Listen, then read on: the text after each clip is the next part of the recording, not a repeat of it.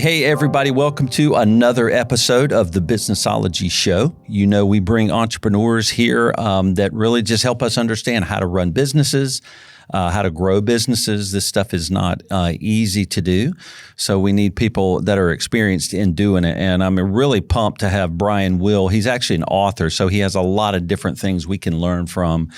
So pumped to have Brian, industry expert in sales and management consulting, has written for Wall Street Journal, USA Today, and his book, The Dropout, Multi-Millionaire, was his first and a popular book. And his most recent, I think within the last year, the Psychology of Sales and Negotiation. So we're going to dive into that. And Brian's been doing this for 35 years, has multiple businesses right now.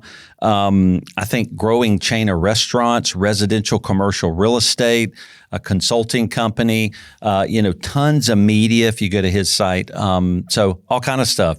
So Brian, welcome to the show, man. I'm glad to have you on the Businessology Show. Jason, thanks for having me. It's going to be fun today. I'm glad I got the invite. Yeah, very cool. Well, I run multiple businesses, and you do too, and that is crazy. Why do people do that? Because we're entrepreneurs and our brain never stops, and we all have ADHD, and we have to do 50 different things, or otherwise we get bored. That's right. Yeah.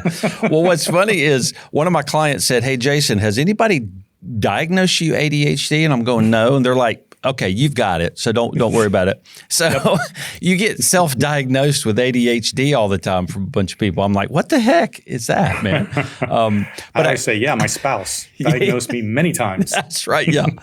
Well, what did you start with? What got you into your own business like long ago? And do you have any failure stories? We love those. Oh my gosh. My background, I call it the most unconventionally educated business person I've ever met, right? Starting with failing out of high school, bad childhood, kicked out of the house at 18, no place to go, joined the military, got off active duty for after a year in the National Guard. I was a terrible employee, Jason. I couldn't hold a job. I'm talking the most basic labor jobs you can imagine. I kept getting fired. And so finally I was like, you know what? I suck as an employee. I'm going to start my own business. So having absolutely no idea what I was doing, I started a landscaping business.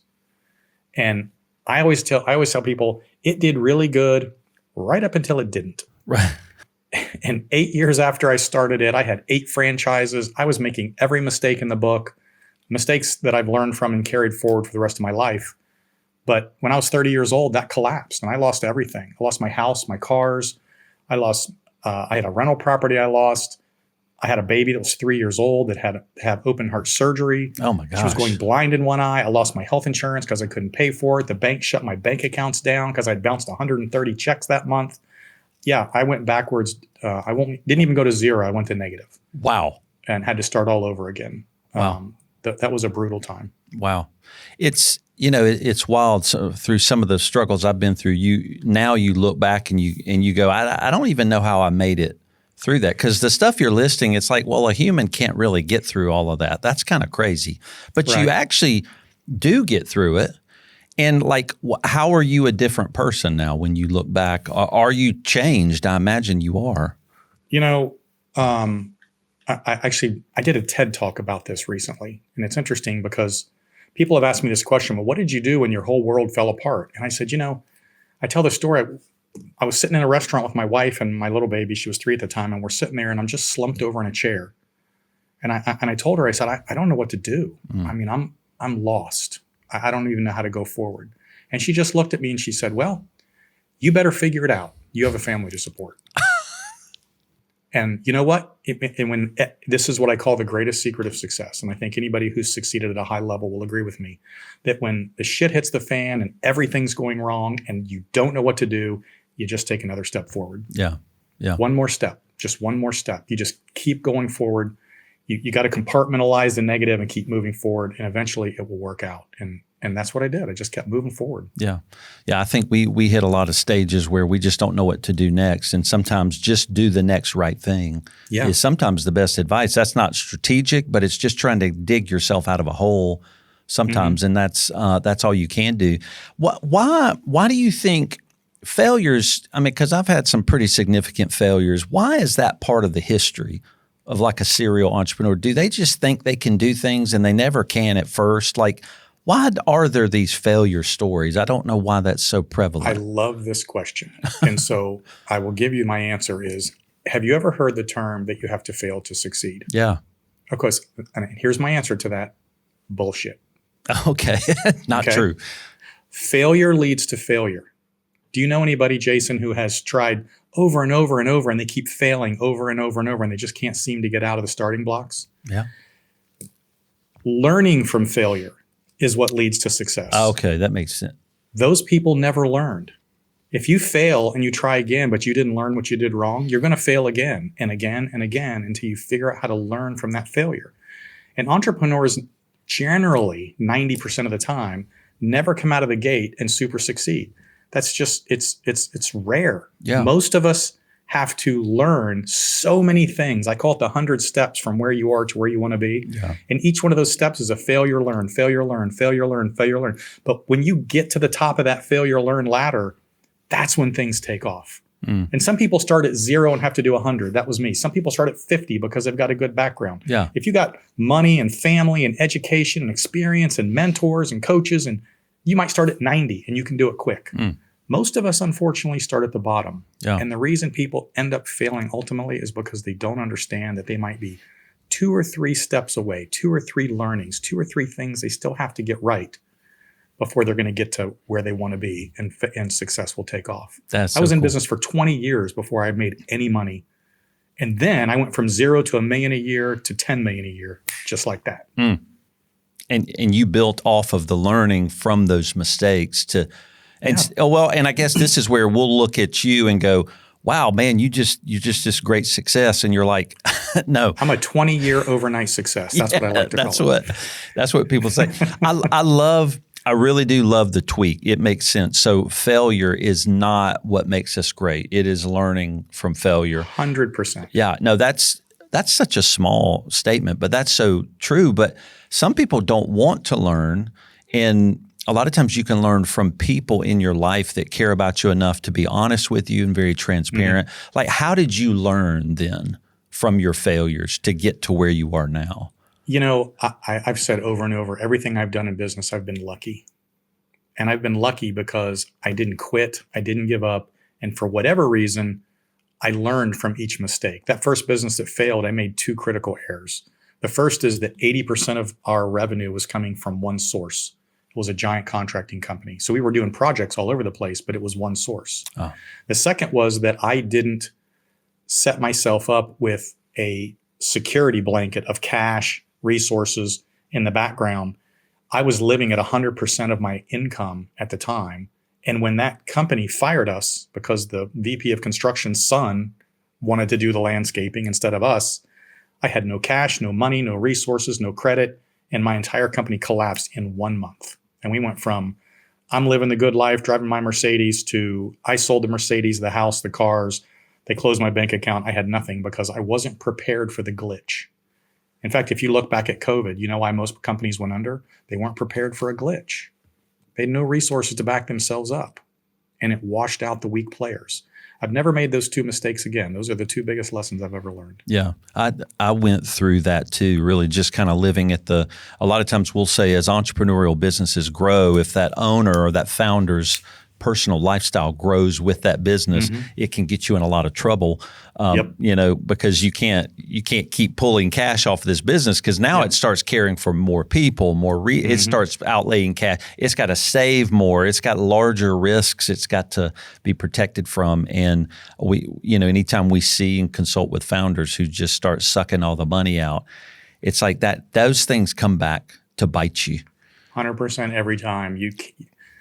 You need to keep your minimalistic lifestyle when you're building a company until you have built the proper infrastructure, put the proper resources in place, got enough cash set aside. Then you can go live the good life. If not, and again, it's not every single time. You'll find, I love it when people say, yeah, but I know Bill and Bill did it. And I'm like, well, Bill's 1 in a million. Right. Yeah. If your whole world is based on Bill, you're in trouble because I'll introduce you to another 100,000 guys that failed for. Right. Yeah. Right. Yeah. Yeah. And just the mental fortitude you need too, because I love what you said. we might be 5 steps away from really hitting it, but we think we're in this dark hole we're never going to get out of.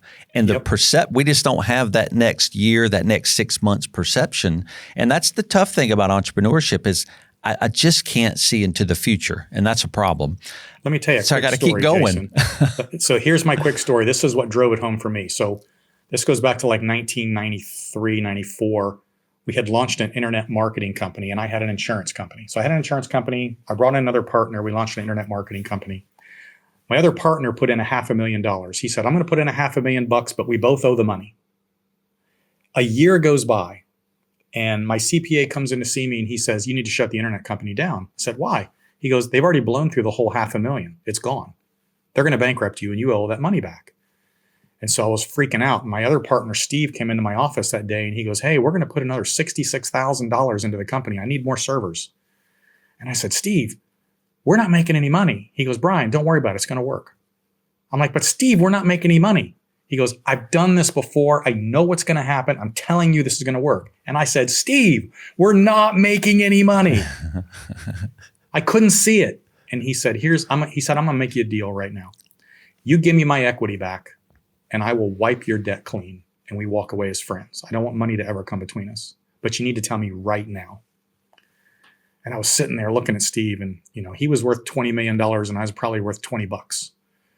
And I'm just looking at him thinking, here's my chance. I can get out. I have no debt. I'm safe. And I finally said, you know what, Steve? Fine. If I'm going down, I'm going down with you. I'm in. He said, good. I never want to hear that again. 30 days later, we hit our first deal. We did $6 million, $13 million, $30 million, and sold the company for $80 million 2 years later. Wow. And I was one decision of I can't see it away from my entire life, my children's life, my grandchildren's life changing. Yeah. And fortunately, I was lucky and I listened to Steve that day. But there are a lot of people. We had 3 other partners who walked out. They said, this isn't going to work, and they left. They walked away from millions and millions of dollars. Yeah. And so the thing in that, practically, you couldn't see those steps, but all you had was trust in this person. That's it. Yeah. So I decided to listen to the guy who'd been there and done it before. In fact, I did an episode podcast, and we called it "Quit Taking Your Own Damn Advice," because my advice would have been to get out, right? And that would have been bad advice. Yeah. Well, it's interesting. When you build businesses larger, you start to need more third-party people speaking into your life and going, here's things I see that you're really just not looking at because we get in the weeds too much. And we call that the 30-degree blinders, right? Yeah. Entrepreneurs are so laser-focused this way. They can't see the 4 walls, the floor, and the ceiling around them. That's what third-party vision brings. That's right. That's awesome. I love how you said that. Well, cool. I want to talk about some of your, the businesses you have now. So off air, you just got out of another business that you were in, but you are in franchised restaurants. Nope. They're all my brand, not franchises. Okay. So you starting a restaurant is super crazy, man. So you already know this. I've just heard I love these stories. So I sell my company, and I used to go to happy hour with my employees every day at this particular restaurant bar. And we sold the company, and we were sitting in the bar, and one of my employees, she was my controller at the time. She says, you know what? You love restaurants. Why don't you buy one? Which is a cliche, by the way. When people make money and athletes, they buy restaurants. Right. And I was like, that's cool. Why don't we do that? And so it turned out the restaurant we were sitting in was for sale, so we bought it. And a year later, I had lost about $75,000 because I didn't know what I was doing. So I did what every entrepreneur does. I bought 4 more.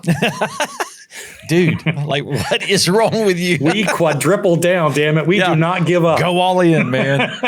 75 loss, I can make that bigger, man. I can lose at a bigger scale. Bigger.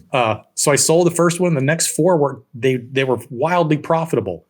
And I thought I was a restaurateur. So I built one from scratch and it lost money and I sold it. And I bought 2 more and tried to change the brand and I lost money and I lost them.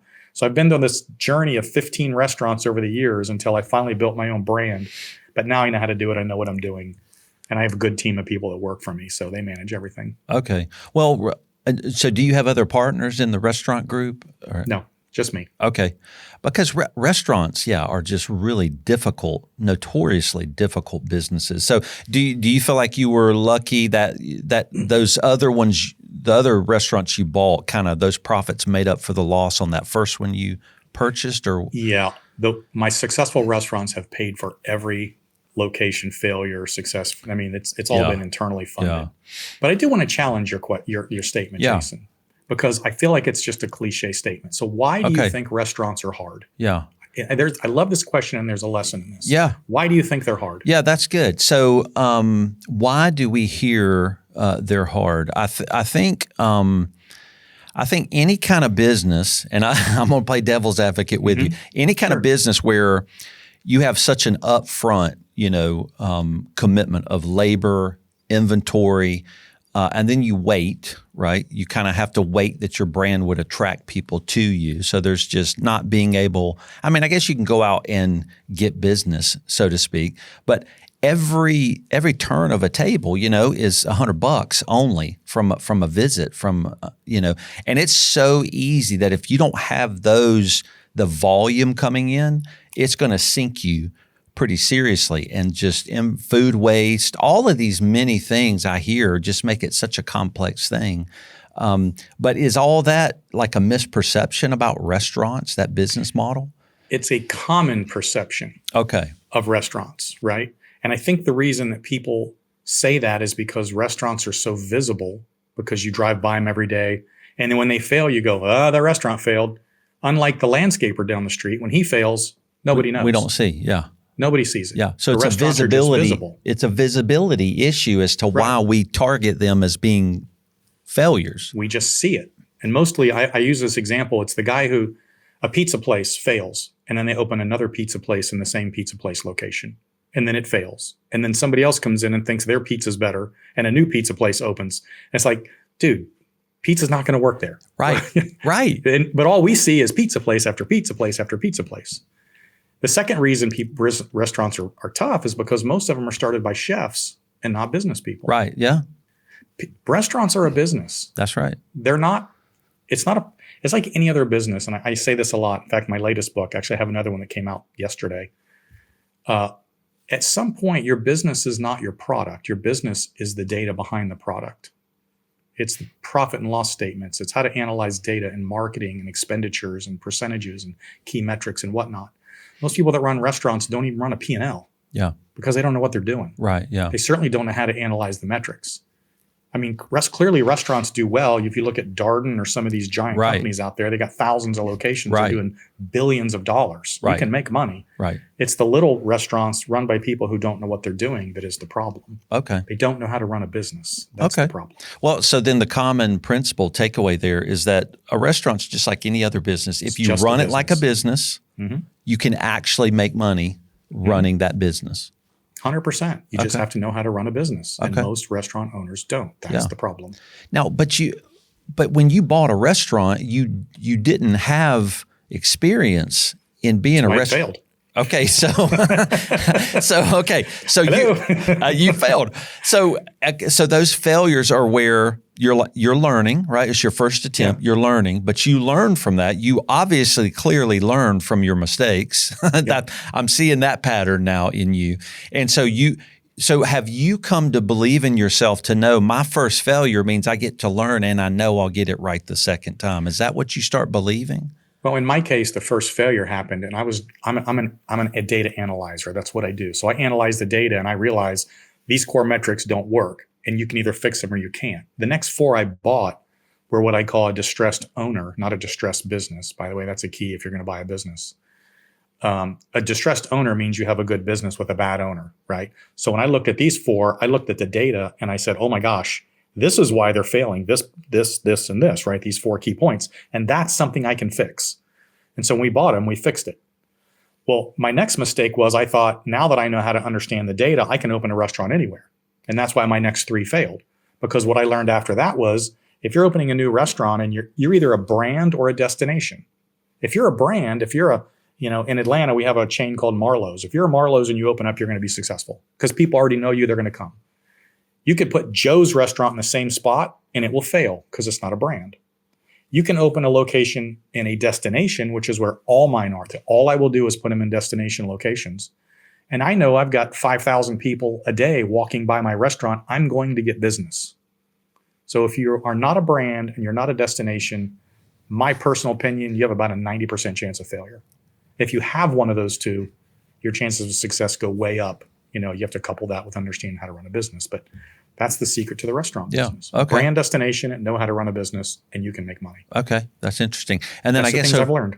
And over time, I guess if you do destination enough, you could become a brand. Become a brand. We are beginning to be a brand in the Atlanta market. That's cool. But like I'll tell you, my most popular restaurant is sitting in a mixed-use development right now. If I took that same restaurant, which is doing $3 million a year, and I moved it 2 miles up the road into a strip mall, it'd fail. Not because it's not a great food. It's just I don't have 5,000 people a day walking by. Yeah. I don't have a big green space out front where people are playing cornhole and sitting with their kids and eating and listening to music and all that kind of stuff. Yeah. So these are the things you learn as you grow in business. Yeah. Very cool. What about the real estate? How did you get in? Is that commercial and residential? Did you? Yeah, I do long-term rental properties. Okay. And I got into real estate several years ago just because the stock market volatility was killing me. Okay. And fortunately, you got in out right of at the right stocks. time. Okay. I did. Okay, I see. And went into real estate. And I got in right before it went zoom. Yeah. Okay, nice. And there's just so many tax advantages and tax-free income and passing it on to your children. There's just so many advantages to real estate. But I tell people this too. They say, well, should I buy a rental? And my answer is usually no, because one rental won't make any money. Okay. 2 rentals, not going to make any money. In fact, you better have 5 and really more 10 before you're going to make money. And the example I always use is I have one that's been empty right now for 2 months. The lady that moved out did $7,000 worth of damages. I can't chase her down. She's got no money. So if that was my only rental unit, I'm out $7,000 plus it's been empty for 2 months.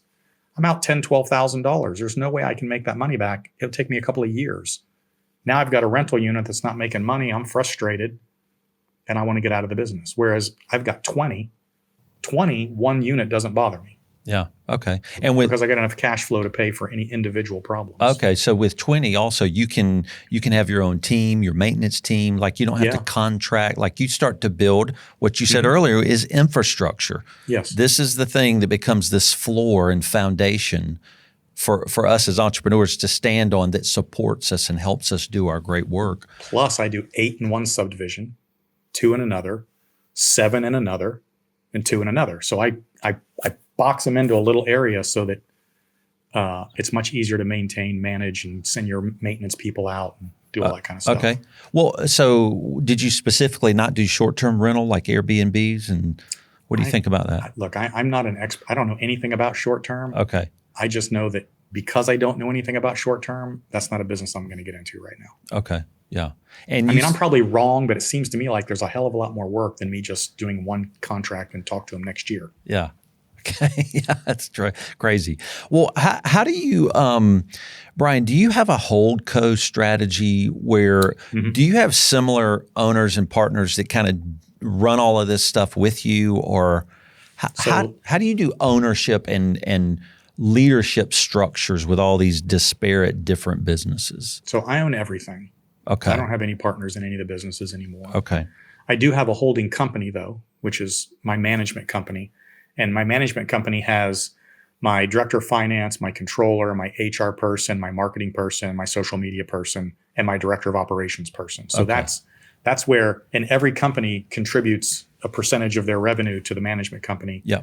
And it pays me and everybody else. So that is what I do. Yes, it makes it much easier to manage. Okay. And I guess and why do people do that? Is it that the volume of businesses is so big, or that they're all so different? You as an owner can't keep your mind on so many different types of businesses, or it's just an efficiency of a leadership team, I guess? It's not only efficiency, but if I've got one person trying to manage 3 companies, how am I going to pay them? I'm either going to have to pay them 3 different checks, which is just messy and messes them up. I mean, it's just messy. So my people all get one check from one company. It's the management company. That's good for them. It's good for me.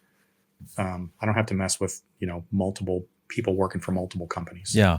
Now, does the CFO and the operator, do they struggle with the restaurant side compared to the real estate side, or do they just have to figure out how to run them, and you teach them. I want metrics over here to look like this, but the restaurant, I want them to look like this. You have to teach them what you want. My metrics are all exactly the same. I know exactly how to put a P&L together. I know what metrics get highlighted, what percentages go across it. Our finance team, literally, it doesn't matter whether it's 6 restaurants, a real estate company, and a technology company. It's just another P&L. They just pop into the next one, and manage it. It's additional work, but it's not harder, if that makes sense. Okay, yeah. So you are obviously a serial entrepreneur. What are you going to keep doing? More restaurants, more real estate, or something totally different? Yeah, I'm looking to exit the restaurants either completely or potentially through like a PE firm to blow the brand out a little bit more. Okay. Because I pay cash for everything. As I like to say, every restaurant costs me $1 million. I only have so many $1 million buckets that I can throw out there at a time. Right. Yeah. Right. So I'd rather bring somebody else's money in to help me blow that brand out. So I'll either exit with a PE on that. Okay. The real estate I'll continue building, and then my main focus moving forward is really the books and the consulting and the coaching that I do. Okay, very cool. Well, I'm interested to talk about sales and negotiation, and you say those are the same thing. And I love that you say everybody's in sales, and if you're an entrepreneur, you figure that out real quick, Yep. or you're going to not eat groceries. So, or if you get in an argument with your spouse, you figure it out real quick. I better sell her something. That's true. That's right. So what do we need to know, about negotiation? I know the book is 40 lessons of sales and negotiation. Like, what are some of those key lessons we all need to know as entrepreneurs? I always go back to the first objection. So when we talk about sales, one of the things that is a cliche in the sales industry is overcoming objections. And if you take any sales course, they're going to give you objection sheets and you learn your objections. And I haven't found a single sales training program that understands the first objection that every single salesperson has. I don't care what your product or service is. There is always the first objection. And it's that people don't like salespeople, Jason. It's true. And it's not that they don't like you, right? Yeah. As I like to say in the book, you might be a great guy. You might teach Little League on the weekends and you have parties at your house and you guys are fun. But when you put your sales hat on, you become the enemy. You're annoying to anybody who wants to buy something. Yeah. Because I call it the fear. It's not so much that they don't like you, it's they're afraid of you. And what they're afraid of, the two great fears are the fear of being sold. Nobody wants to be sold anything that's more than they should pay or something they don't want to buy. And it's the fear of the unknown, right? I use the example, if you walk up to a door and you open the door and the room is pitch black and you have to walk into the room, you know what you're doing? You're being extremely careful. You're defensive. Yeah. You're looking for problems. You're looking for things you're going to run into. You're hoping there's not a fox in there that's going to run and bite your ankle. Right. You're extremely defensive. We call this the wall of mistrust. That's the same thing that happens when a salesperson looks you in the eye or opens their mouth and starts talking. That salesperson might as well be a dark room. And the customer or the client, they don't know what's going to happen next. They don't know what you're going to say. They don't know what magic sales voodoo you're going to pull on them. They don't know if you're going to lie to them. They don't know if you're going to force them to buy something. So there's an immediate, I call it the wall of mistrust between you and that client in every single situation. And the example I always use is this, just to drive this point home. Jason, have you ever bought a new car? You have. Yeah. Have you ever bought it? And you bought it on a car lot, right? Yeah. When you went down to the car lot and you park your car and you get out and I always say, here comes Skippy, right? Do you think he's going to give you the best deal possible? He's got to make money. He can't. Do you think he's looking out for your best interest? No, his goal is not to give me the best deal possible. Right. He needs to make money. He's trying to make money off of me. We all know that about salespeople. Yeah. Card sales are the perfect example. Yeah. You don't trust him because you don't know what he's going to do next, what he's going to lie to you about. You don't trust him. And that's the problem with sales. Yeah. Okay. So it doesn't matter what you're selling. The customer is afraid of the unknown and they're afraid of being sold. That's the first objection. So we have to put a process, a system, a script in place to overcome the first objection before we ever get started trying to sell this person something. Because if you don't overcome that first objection, you're going to end up battling them the entire time. Yeah. You got that wall up and you got to go around it or over it or under it. And they're still in their defensive posture. So if you can overcome the first objection, then we can get into the sales process and do things like make them like you and trust you and become a professional and look out for their best interests and, all the things we do in the sales process, but we got to overcome the first objection first. And most people miss that. Yeah. And so that first one is really helping people trust you. And well, I call it taking away the unknown, right? So for instance, like if you were going to come to me and I was going to sell you solar panels, pulling something out of my hat, I would say, hey, Jason, I understand you're looking for some solar panels. Is that correct? And you're like, yeah. And now you're waiting. Right. And I say, great, here's what I need to do. I'm going to need to ask you a bunch of questions. Probably going to need to do some calculations on your house. We got to look at your roof. Once I get all that done, we get through the questions. If I feel like my product is going to do what you need it to do, then I'm going to make a recommendation. I'll go over your options. I'll give you some pricing. And then I'm going to let you decide if you want to move forward. Now, is that fair enough? Yeah.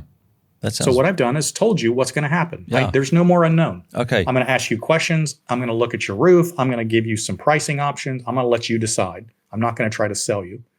And then we drop the F-bomb. Is that fair enough? Because there's no other answer to that question than yes. Because otherwise they got to say, no, please lie to me and force me to buy something. Right. They're not going to say that. So their answer is, well, yeah, that's fair enough. Okay, I've got my first positive affirmation. I'm ready to move. They know what's going to happen as long as I do what I say. I got a good shot with this person. That's cool. As opposed to, hey, Jason, so you want to buy some solar panels? Come on, let's see what we can do.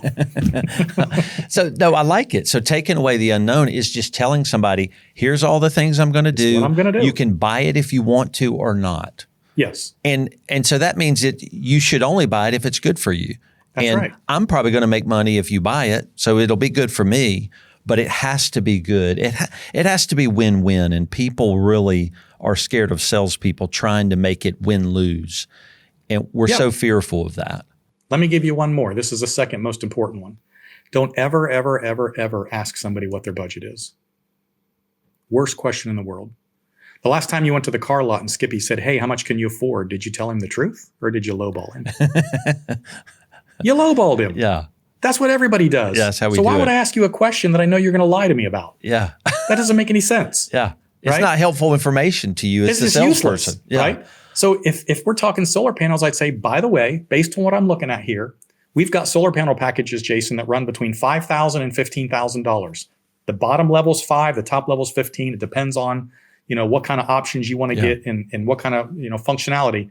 So you tell me where you'd like to start. You want to start at base or do you want the premium Neiman Marcus brand? Well, I can start in the middle. How about that? Yeah. And that way you can't come back and go, oh, I only want to spend $4,000. Yeah. I already told you it's 5 to 15. Yeah.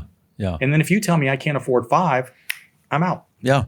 Yeah. Because you're not wasting more time. You're not wasting more time as a salesperson. What do you think about when we're selling all of our services, consulting, any kind of professional services? Mm-hmm. It's a long-term contract, and we always offer 3 options.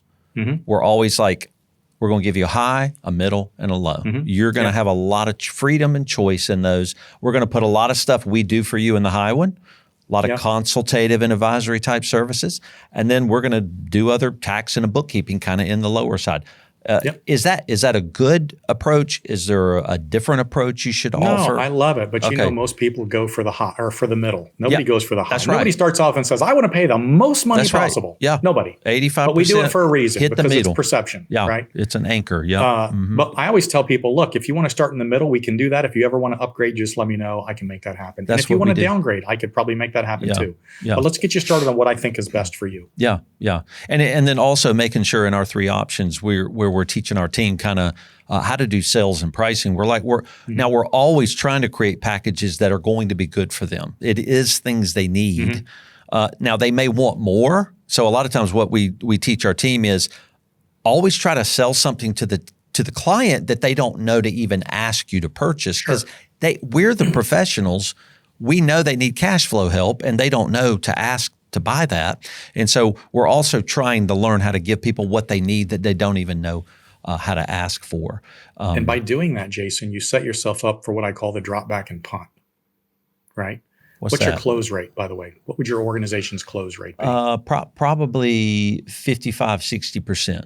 55, 60%. That means 40 to 45% of your clients never buy, right? Mm-hmm. Yeah. So if you have, let's say your product is 5 to 15,000 and your guy's agreed that he wants to pitch and you're in the $10,000 level and they don't buy. This gives you the option to what I call this the drop back and punt. So I call and I say, hey, Jason, I know we talked about that $10,000 option, but I just want to throw one thing out at you just for argument's sake. I can get you in the door at 5,000. It doesn't have all the bells and whistles, but I can get you in at 5,000 and get the process started. I just wanted to ask you if that would be something you'd be interested in me talking to you about. And if he says yes, you had a price problem. And if he says yes, you start with the process, you go back to the 5, you sell him on it, and you plan on moving him up later. But starting in the middle gives you the option of saying it's a way for the client to save face. Yeah. And still allow you to get the deal done, is to say, hey man, I got another option. It's the 5. It's not as good. It's not gonna have everything, but I can at least get you in the door and get a lot of this stuff done. Is that something you'd like me to talk to you about? Yeah. And I promise you, a percent of those people are gonna go, yeah, I would. Yeah. And that means you had a price problem. Yeah. So maybe but that's not in those 3 options. These are the ones we think you could possibly purchase. But if they say no to those, you're like, well, we can do your tax return for $2,500, Yep. If you want to start there, it's fine.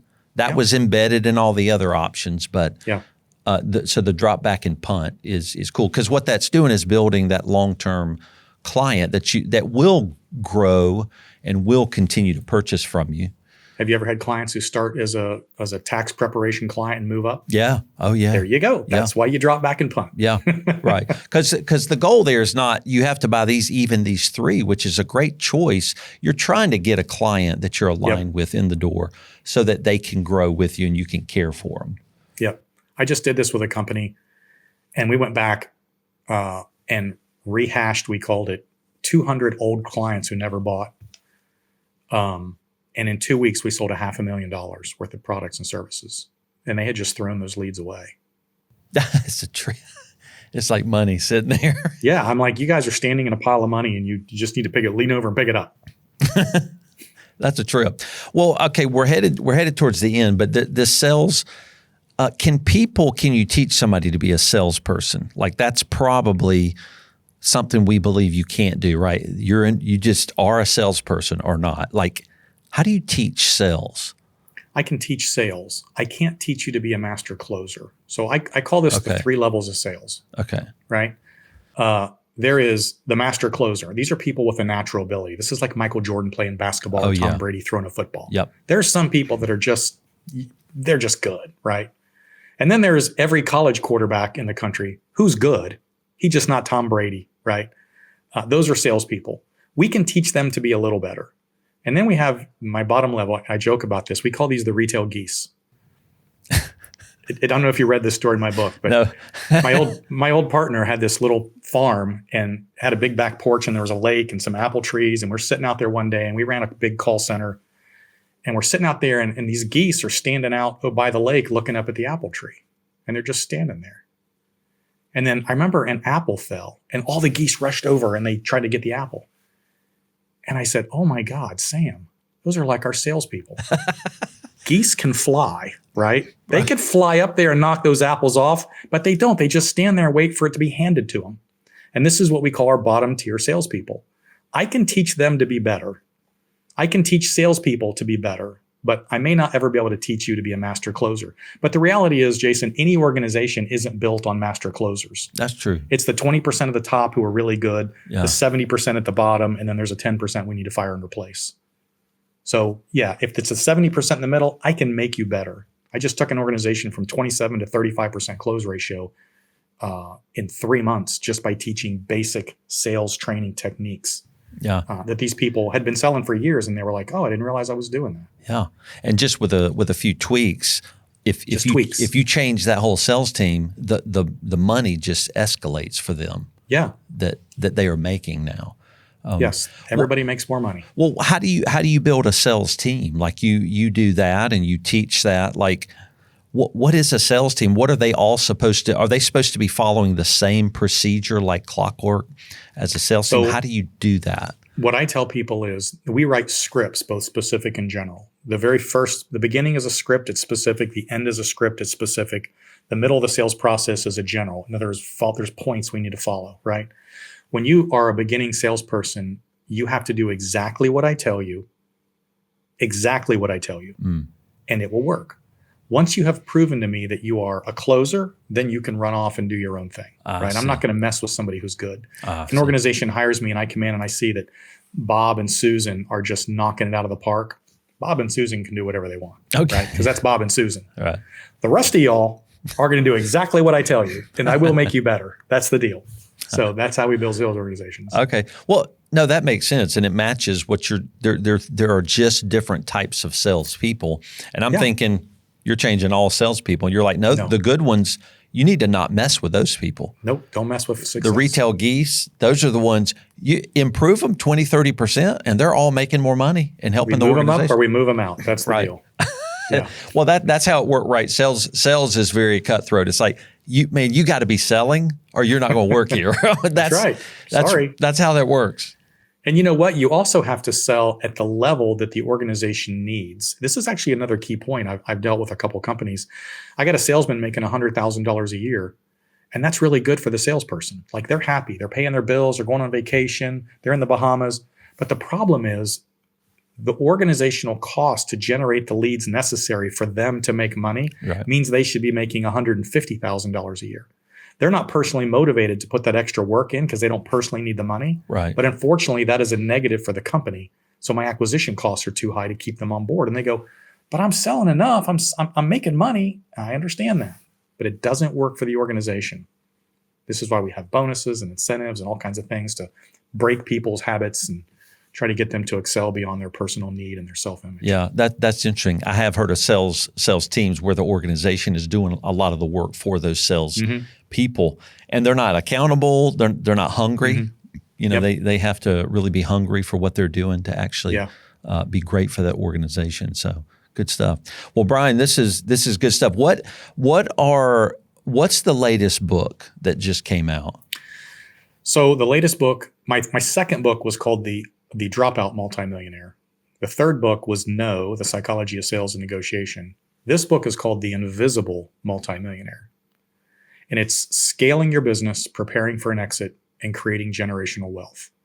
And it's co-written by me and my friend Jeff. And it's my experience building and selling companies. I've done venture capital and 1 private equity. I got 3 companies left. And Jeff is an M&A private equity advisor.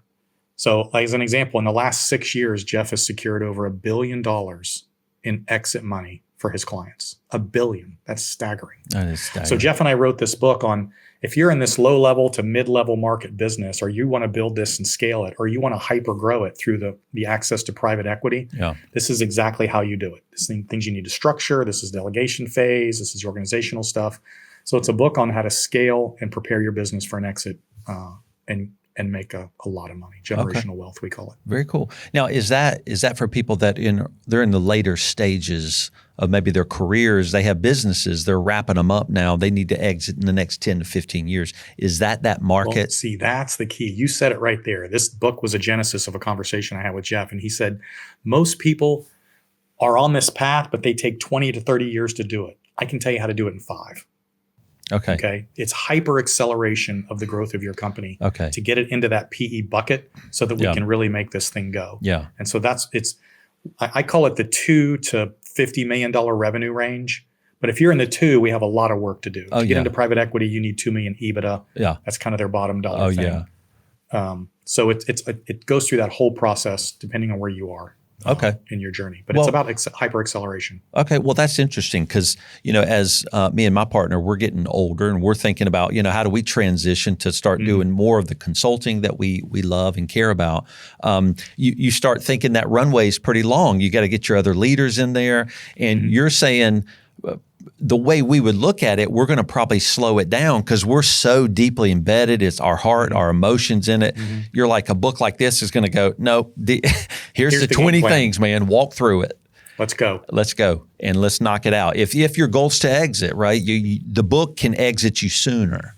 I say this all the time. The first conversation we have is, what do you want? Yeah, that matters. If you want to be a lifestyle business guy, that is perfect. Yeah. If you want to just be the man, right, and I got all my employees, and then that's perfect. But if you want to hyper grow this thing, blow it out, exit, and either take a second bite later or go on to do something else in your life, that's the person we're looking for. Yeah, very cool. Well, cool. Brian, it's been awesome to have you. I could listen to all your stories of the things you've done and built. They're always so interesting to see what other entrepreneurs have done. Where should people go to find you online? Yep. So my website is brianwillmedia.com. Okay. And my books, my podcasts, my training programs, literally everything, brianwillmedia.com is on there. Yeah. And it's not spelled weird or anything, man. Nope. Just BrianWill. So media.com. BrianWillmedia.com. And if you just go to Google and put Brian Will, there's 1,000 posts in there. You can find me. I'm easy to find. Okay, very cool. I can't hide anywhere. Well, thanks, Brian, for coming on the show. I really appreciate it. Jason, I had a great time today. Thank you for having me. Thanks, man.